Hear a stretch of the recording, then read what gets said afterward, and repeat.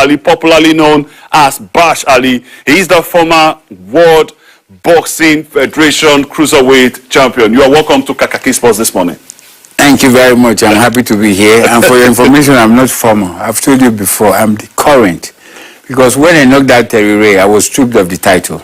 So we went to court in America, and America said I should be reinstated and that I can never be stripped again unless I lose inside the boxing ring. And so far, I've not lost inside the boxing ring, so I'm still the current champion. Don't come too close to this. Anyways, yes. Let's talk about the Guinness World Record fight. Exactly, Guinness World Record fight. You are still about it. Yes. Can you tell Nigerians where we are on that particular dream today? Well, 17 years of struggling, trying to bring history, glory, honor to my country. You know, and it is a shame, you know, I feel very sad because, you know, each government, we've had 3 inaugurations. You know, the first one was in 2006, the second one is 2014, the third one was in 2019. 3 inaugurations by a government. And still, you know, we have not actualized them because of corruption.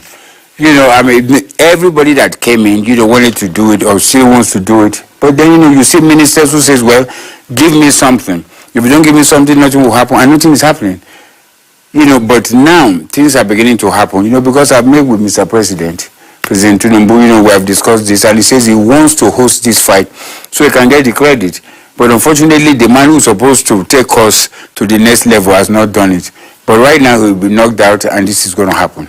Okay, you said 17 years since 17 years of struggle. You made this particular dream known. Yes. I was going to ask you, before you answer that question, I was going to ask you, there is still no victory in sight concerning having this fight because you are almost 70. You understand? You are almost 70. Yes. If it doesn't happen, why are you not resting? Why are you not resting? It will happen. You see, people who make history are the ones who are considered to be crazy. You know, because they have to be consistent, persistent, and resilient. And then you make it, you know. And this is the difference between ordinary people and extraordinary people.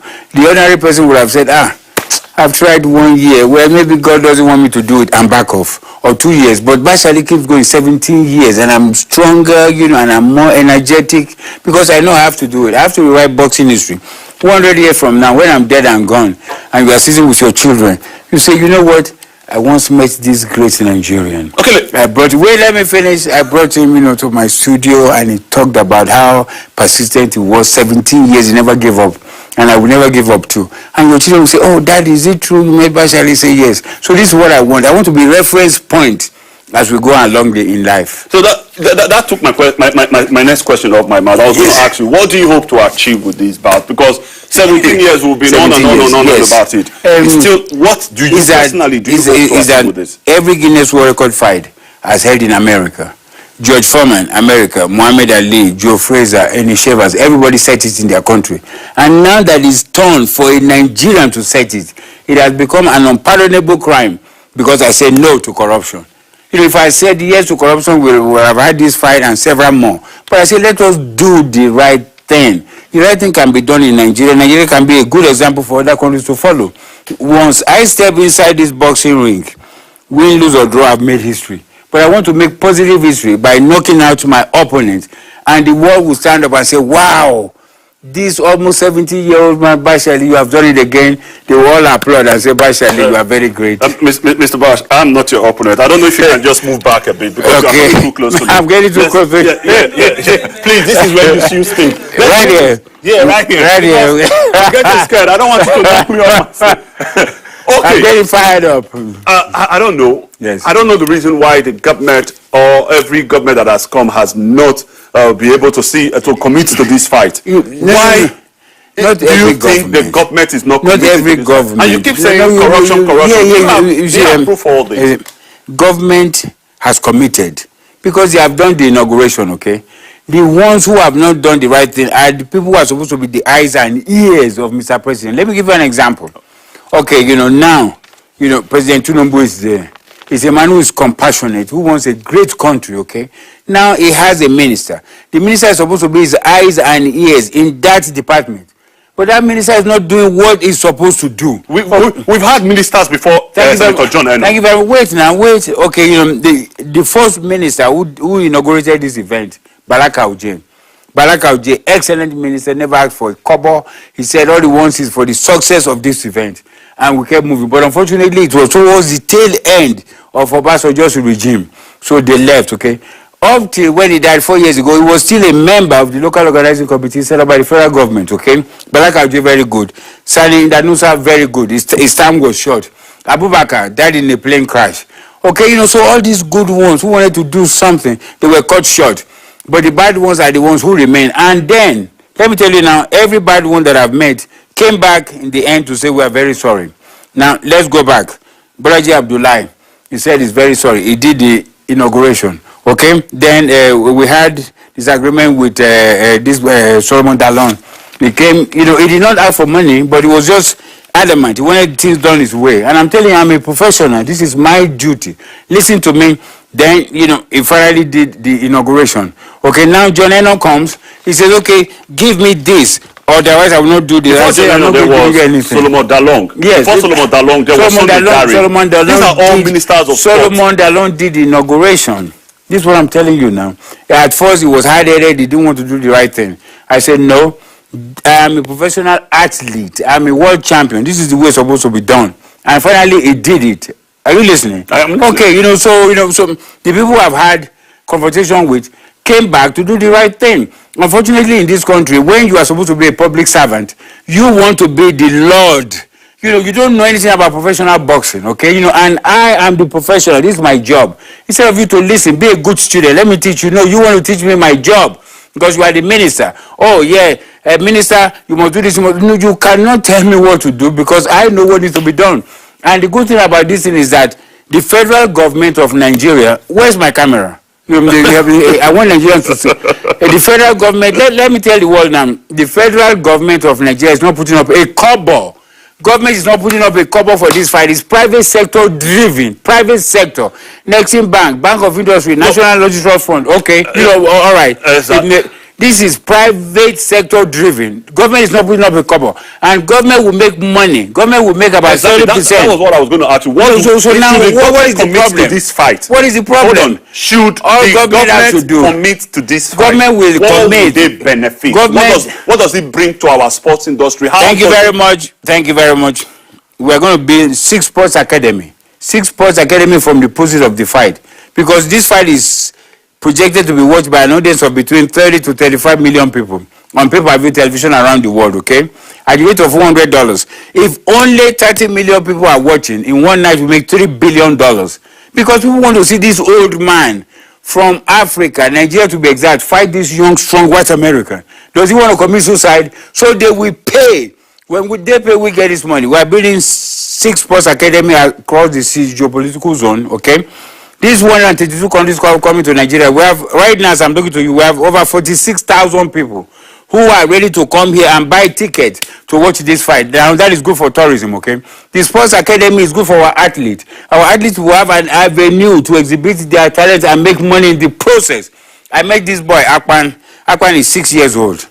6 years old, Akpan can go underwater and remain there for about, 15 minutes. 15 minutes underwater. 6 years old. If you bring Akpan from where he's at, put him in the sports academy. Teach him, the rudiments, of Olympic swimming, the rules and regulations. By the time he's 10 years old, Akpan represents Nigeria. If he does not win gold, he probably wins bronze. He goes back. By the time Akpan goes back again, he's 14 years old. Akpan will probably win gold. At the age of 14, Akpan is a millionaire in dollars. Okay, let me ask you. He's a millionaire in dollars. You are a professional boxer. You have just mentioned Akpan. Yes. Maybe a swimmer. Yes. In your years of professional boxing and all of it, yes. Who is linked to Bash Ali? Tell us. Who is I'm linked to talking me? about How? the grassroots sport. What have you done in the grass? Because I'm sure if you have done all of this, I'm asking you. I want you to tell Nigerians, yes, not me. Okay. A lot of people will say, okay, why are they not giving this manage? I don't even know him. A lot of people will say that. The older ones, they know me. Too many people know me. As I was coming here, everybody's going, Bash Ali, you are very great. Bash Ali, you are very great. So too many people know me. Now, let me reintroduce myself to you. before I came to Nigeria, boxing was dead. We know that. Nobody was talking about boxing. Then I brought my very first title defense against Kevin Waxab of Australia, December 15, 1987, at Liberty Stadium in Nigeria. You know, I knocked him out in the first round. And then the interest, everybody woke up. Everybody started talking about boxing. Then I became the Jesus Christ of boxing because I resurrected the game from the dead. Now, we talk about Terry Ray. The world champion was brought here. I intimidated him, broke him down physically, and knocked him out to become the black Moses. Because the white Moses couldn't take the Israelites to the promised land, but Bashiru took Nigerians to the promised land. Okay, so now you can see the transformation from Jesus Christ of boxing to the black Moses of boxing. Now, I want to be the God of boxing. Because wait, let me finish. Let me finish. Moses. I want to be. I want to be. No, okay. I back off again. Okay. Go back. I back off again. Exactly. I get excited. I get excited. Now I want to be the God of boxing by putting my name in that Guinness World Record as the oldest boxer to ever win a world title and defend the world title. At the age of almost 70, it will never happen again in this short time. Don't you think the government has cared for you? In the entire universe, only 3 boxers can be in the Guinness World Record. Number 1 is Bashiru Ali. Number 2 is Evander Holyfield. I am 10 years older than Evander Holyfield. Number 3 is Mike Tyson. I'm 12 years older than Mike Tyson. So once I say down, all of them, will be forced to go into retirement. But don't you think the government has cared for your life? Because the people you feel, you said you want to fight now, a punch from them, from them can do something. I'm just saying. Nobody can beat Bashiru. I'm too good. The Americans came here. I was tested from my head to the nails on my toes. I was given a clean bill. That was how many years ago, sir? That was 7 years ago. And then at the end, they said that there was dispute about my age, that they thought I probably increased my age so I can be in the Guinness World Record fight. Because I read it. I am an extraordinary human being. Extraordinary. I am too good. Nobody can stop me. But unfortunately, I'm in Nigeria. Okay. Look at it now. Look at Saudi Arabia. Saudi Arabia is making big money from sports. So I was going to ask. That's the question I wanted to ask. Thank you. Saudi Arabia making. You have been wanting this fight to happen in Nigeria. So why don't you explore other options? No, I don't. Nigeria is my country, and I'm going to make Nigeria great. Look, I was offered 75 million euros, not dollars now. 75 million euros, and 33% of the projected pay-per-view to come to either Germany, Saudi Arabia, or Dubai. I said, no, I'm going to fight in my own country, Nigeria. Because if everybody leaves, Bashiru leaves, you leave, he leaves, then how can our country be great? I remember I asked you our country will never be great. I asked you this question. Yes. I want to ask a few months ago. Yes. I said, if these people are calling you to come and fight in their country, if you had honored that, I'm sure Nigerian government would have been calling on you because they will see your relevance and all of it. They see my relevance. If they don't see my relevance, why would they inaugurate the local organizing committee 3 times? Anyways, you have answered that question. Yes. Anyways.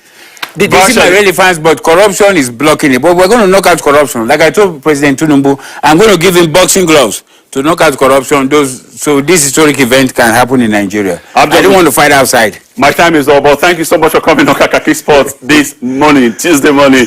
Bashiru Ali. He is the former... Correct. Bashiru Ali, you are very great. My name is Osai Bovo Sifo saying bye for now.